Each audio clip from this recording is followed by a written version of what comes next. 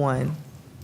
Good afternoon, everybody, and welcome to the City of High Point Finance Committee meeting for Thursday, October 30th. This is Councilman Britt Moore, along with Councilman Monica Peters, Councilman Michael Holmes, and Councilman Tim Andrew. We have our full panel here, and we'll jump right into our agenda with our first item, hearing from Curtis Cheeks, our police chief. It's number 2025-439.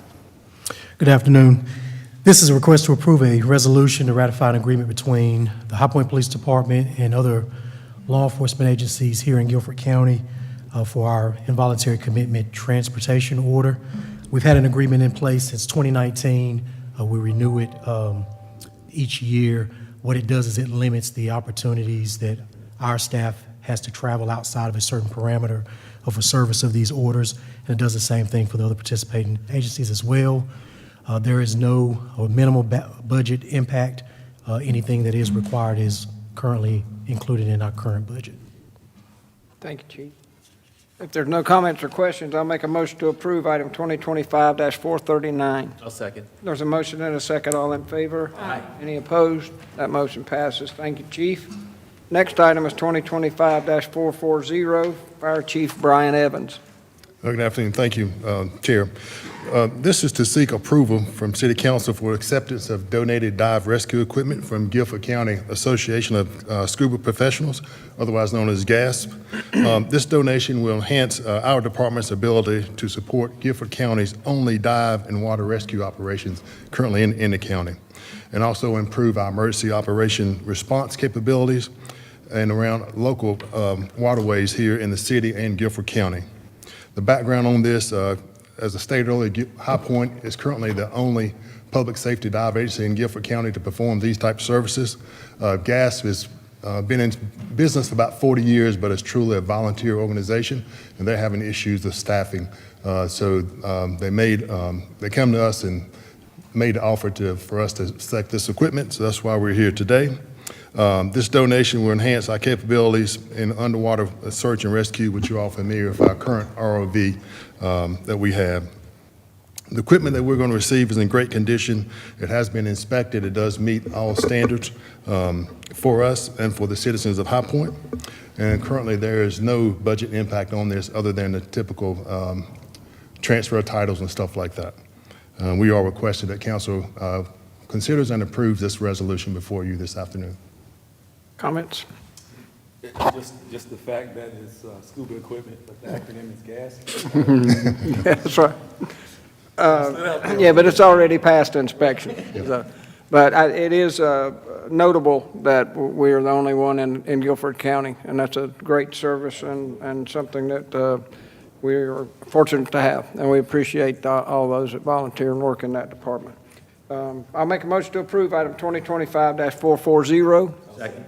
There's motion and seconds. All in favor? Aye. Any opposed? Motion passes. Thank you, Chief. Thank you, sir. Thanks, Chief. Thank you. Next item is 2025-441, Engineering and Facilities Director Trevor Spencer. Thank you. Good afternoon. Engineering Services is recommending council approval of a contract award for the High Point Facilities Resurfacing Project to PNS Grading, LLC. The project will provide parking lot resurfacing for various facilities, including environmental services, fleet services, signs and signal shop, High Point Museum, the Ward Water Treatment Plant, and the Bicentennial Greenway parking lot on Penny Road. On October 21st, we received 2 qualified bids at the rebid opening, and we recommend award to PNS Grading at the low bid amount of $917,571. Comments? Hearing none, I make a motion to approve item 2025-441. Second. Motion and a second. All in favor? Aye. Any opposed? That motion passes. Next item, we'll hear from Financial Service Director Bobby Fitzjohn. It's item 2025-442. Good afternoon, Mr. Chairman, members of the Finance Committee. In March, the city contracted with Surety Systems for a consultant to assist with the time tracking conversion in the Workday implementation project. We estimated at the time we would use the consultant for about 20 hours a week through the project timeline ending 10/31/25, tomorrow. Due to several vacancies in human resources and financial services during this period, we ended up using the consultant more often than we anticipated, in excess of about 35 hours a week. So we are coming to you with an amendment to that contract that will take us through the open enrollment period next month to assure, like, in our first open enrollment, we have the proper staff on hand, just in case something comes up during that period. So this is a not-to-exceed amount for the remainder of that contract, and that's bringing the full contract up to $168,000. Looks good. Okay, I'll make a motion to approve item 2025-442. Second. A motion and a second, all in favor? Aye. Any opposed? That motion passes. Thank you, Bobby. Next item is 2025-443. It's Tyler Barrier of our electric utilities. Hey, good afternoon. The item I have today is for the Future Electric Operations Center. A RFQ was put out for a CMAR, or construction manager at risk, through purchasing. We had 9 submittals to that CMAR RFQ. We narrowed it down to the top 2 firms, and a team of internal staff interviewed those firms. We have decided to move forward with Metcon Construction. We're following the same process that was followed for the Center for Active Adults. So at a later time, a guaranteed maximum price will be brought back to council for consideration. This is just for programming and pre-construction to move us through that design phase. This proposal is for $496,572. Any questions here? I'll make a motion to approve item 2025-443. Second. There's a motion and a second. All in favor? Aye. Any opposed? That motion passes. Thank you. Thank you, Tyler. Next item is 2025-444. We'll hear from Assistant City Manager Damon Duquesne. Good afternoon, Chairman, members of the committee. The item before you is a license agreement. Visit High Point for the installation of a piece of public art being constructed by famed Danish recycle artist Thomas Dambo. The agreement allows Visit High Point to use a portion of the city-owned property at 726 West Grimes Avenue, as well as some temporary access from 300 Oak to install, build, construct, and then ultimately maintain the artwork. The term is for 10 years. That matches the term of the agreement that Visit High Point has with the artist. Be happy to answer any questions. Staff recommends approval. Comments? I'll just say, go ahead, please. Yeah. This is really kind of an expansion of the efforts that we've made to really propel High Point as the Center of Arts and Design. It was a goal that we had, and for us to be able to achieve this, to be part of this this art implementation, I think is really big for our city, and it also aligns us with some of our sister cities around the state as well to make this a destination experience. And so I know Visit has worked extremely hard, council has worked extremely hard, staff has worked extremely hard to make these things happen, and so it's a big moment for the city.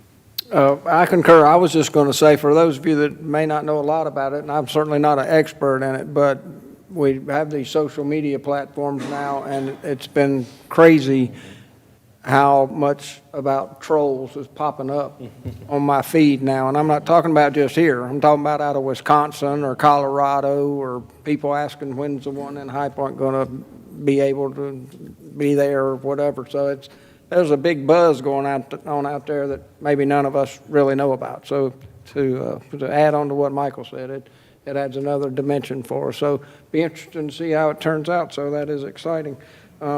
If there's no other comments or questions, I have a comment real quick. So I just want to make sure that it's very clear, since this is the Finance Committee, that there is no city funds being paid for with the troll. The money was donated by the Hayworth Family Foundation.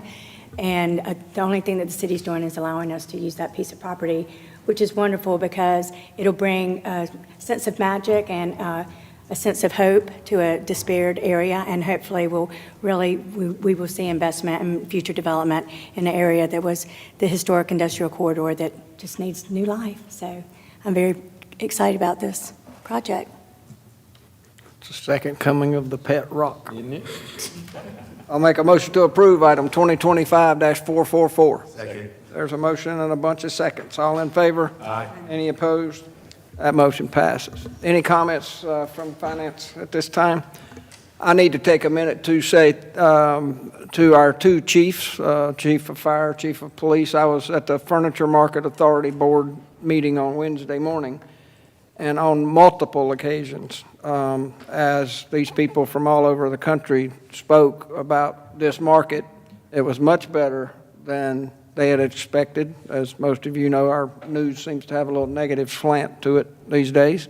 They were excited more than they expected about the outcome, but one thing that was repeated several times by many different people was how appreciative they are of the police and the fire and the first responders that are there early for events and they're there late for events, even maybe when the event ran longer than it was supposed to.